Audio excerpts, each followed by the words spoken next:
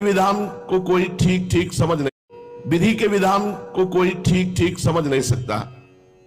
जिसके पास प्रचुर परिणाम में भोजन पदार्थ है उसमें पाचन शक्ति नहीं है, और जिसमें पाचन शक्ति है उसे भोजन नहीं मिलता। बड़ा विचित्र खेल है भगवान का।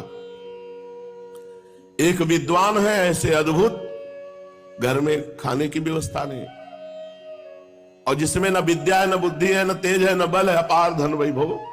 भगवान की लीला बड़ी विचित्र है।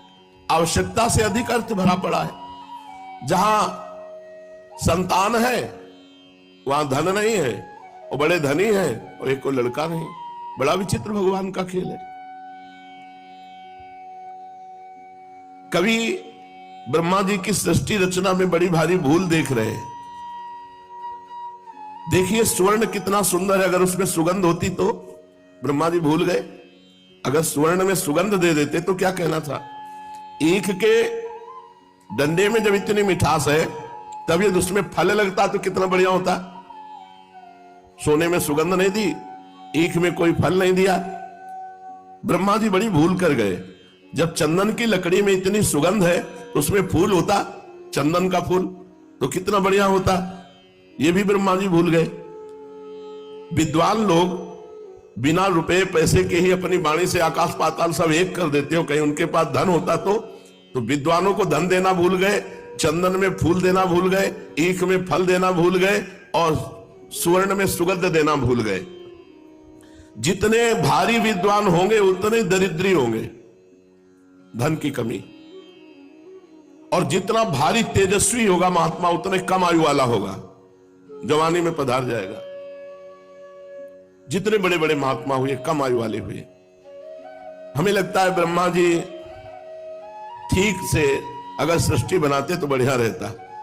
किसी कवि ने कहा कि गंधा सुवर्णे फल मिक्षु दंडे नाकारी पुष्पम खलु चंदनेशु विद्वान धनाढ्यो न तो दीर्घ जीवी धातु पुरा कोपि न बुद्धि दधो भूत। ब्रह्मा जी हमें लगता है जल्दी में गड़बड़ी कर गए। ब्रह्मा जी जरूर ही ये गड़बड़ी कर गए। विद्वानों को निर्धन नहीं बनाना चाहिए, विद्वानों को धनी बनाना चाहिए। पर विद्वानों को अन्य पुरुषों के आश्रित रहना पड़ता है। देखा आपने, देखा है महाभारत पूरी कंठस्थ, महाभारत पूरी कंठस्थ। उनको ऐसे बैठ जाए तो श्लोक सहित बोल और फटित होती। पहले भोजन के लिए कोई दूसरा ही निमंत्रण उनको देगा, मतलब भारी धन की हानि और विद्वता चरम सीमा की। ऐसा ही कुछ महाप्रभु के घर में था। विद्वता, ज्ञान, वैराग्य, भक्ति की मूर्ति है महाप्रभु। अब बूढ़ी मैया है, कोई पूर्व की प्रॉपर्टी नहीं है, अब ब्याह हो गया है तो अर्थ की आवश्यकता है। उस समय ऐसा नहीं था कि संस्कृत पाठशाला में बड़ी भारी दक्षिणा मिलती हो, जैसे अब पेमेंट सरकारी मिलते है। ऐसा नहीं था। अपनी अपनी पाठशाला है, कुछ जो कुछ उससे मिल गया। ऐसे कोई सरकारी पैसा थोड़ी मिलता था। अब ये तो कहो कि बड़ी सौम्य और सहनशील लक्ष्मी देवी थी, जो कभी अपनी कोई मांग ही महाप्रभु से नहीं की। जो कुछ घर में उसी से काम चला रहे। निमाई पंडित विद्वान थे, गुणवान थे, रूपवान थे, तेजवान थे, पर धनवान नहीं थे। सांसारिक धन नहीं था उनके यहां। निर्धनता का साम्राज्य था। किंतु निमाई पंडित को तनिक भी इसकी व्यथा नहीं थी कि मैं निर्धन हूं। उनके सामने किसी भी प्रकार की परिस्थिति उनको दुख नहीं दे सकती थी। यह भगवान में चित्त जोड़ने से होता है। निमाई को जरा भी परवाह नहीं थी कि हमारे घर में धन नहीं। उन दिनों योग्य और नामी पंडित देश विदेशों में अपने योग्य छात्रों के साथ भ्रमण करते थे। सदगृहस्थ ऐसे विद्वानों को धन दे दिया करते थे, पूजा करते थे, वस्त्र आदि दे दिया करते थे। कुछ विद्वानों ने निमाई से कहा कि आप भी थोड़ा भ्रमण करो, तो भ्रमण करने से कुछ विद्वता का प्रकाश होगा और धन मिल जाएगा, जिससे परिवार का पोषण होगा। तो निमाई की भी पूर्व बंगाल में भ्रमण करने की इच्छा हुई। उन्होंने अपनी माता की अनुमति से अपने कुछ योग्य छात्रों के साथ पूर्व बंगाल की यात्रा की। उस समय लक्ष्मी देवी को उनके पिता के घर में रख दिया। मतलब बड़ी विचित्र भगवान की बात है कि ऐसे महापुरुषों के घर में भी ऐसी अव्यवस्था, जबकि बड़े बड़े मूर्खों में खूब धन संपत्ति देखी गई। तो ये वैसा ही है जैसे भगवान प्रकट हो रहे हैं देवकी वसुदेव जी कारागार में। यही भगवान की बड़ी विचित्रता है।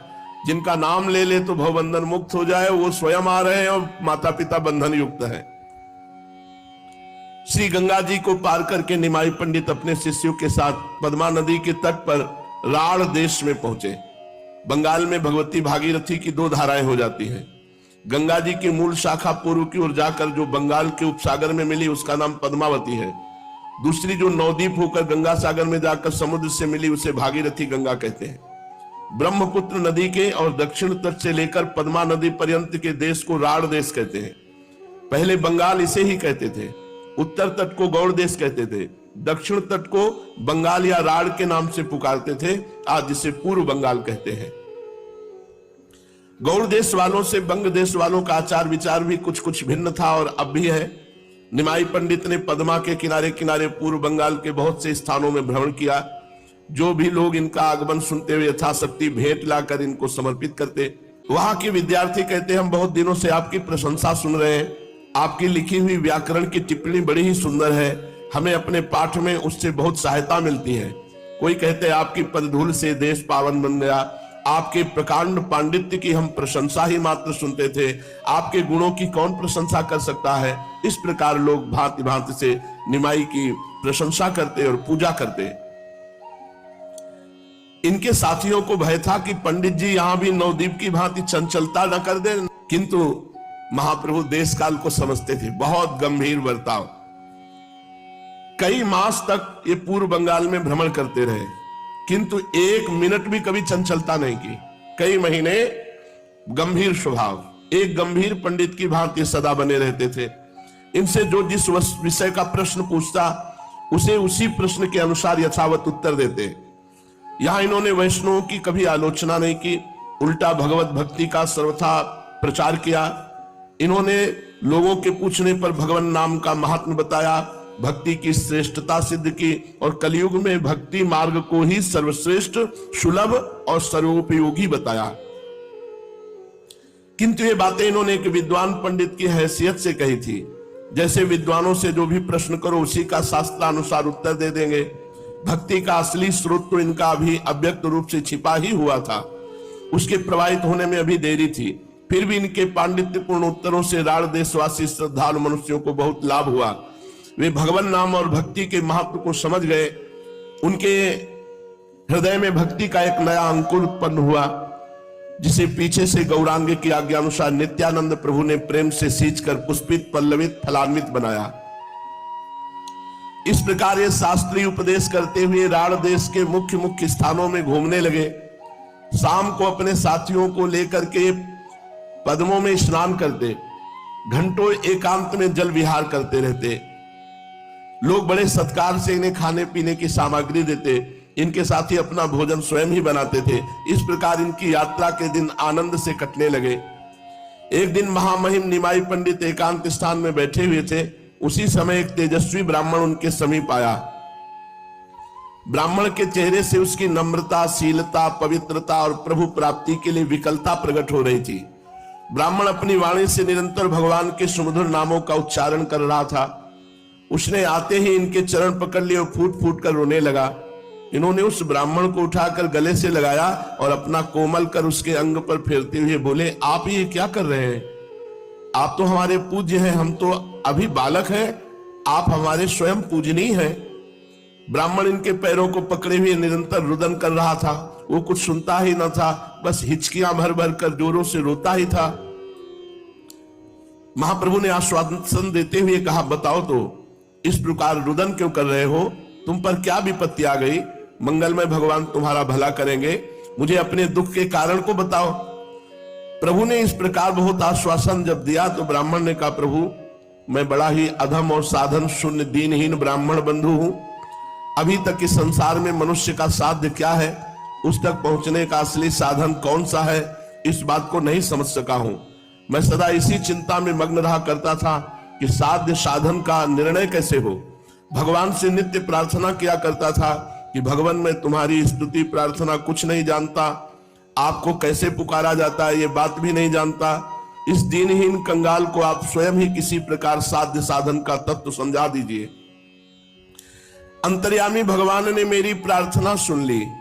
कल रात में मैं सो रहा था, स्वप्न में एक महापुरुष ने आकर मुझसे कहा, पूर्व बंगाल में जो आजकल निमाई पंडित भ्रमण कर रहे हैं उन्हें तुम साधारण पंडित ही ना समझो, वे साक्षात नारायण स्वरूप है। उन्हीं के पास तुम चले जाओ, वे तुम्हारी शंका का समाधान करके तुम्हें साध्य साधन का मर्म समझावेंगे। बस आंख खुलते ही मैं इधर चला आया हूं। आज मेरा जीवन सफल हुआ, मैं श्री चरणों के दर्शन करके कृतकृत्य हो गया। प्रभु तनिक मुस्कुराए और फिर धीरे धीरे तपन मिश्र से कहने लगे, इनका नाम तपन मिश्र था। महाभाग, आपके ऊपर श्री कृष्ण भगवान की बड़ी कृपा है, आपके अंतरात्मा अत्यंत पवित्र है, इसीलिए आप सभी में भगवत भाव करते हैं। मनुष्य जैसी भावना किया करता है वैसे ही रात्रि में स्वप्न देखता है। आप इस बात को सत्य समझें और किसी के सामने प्रकाशित न करें।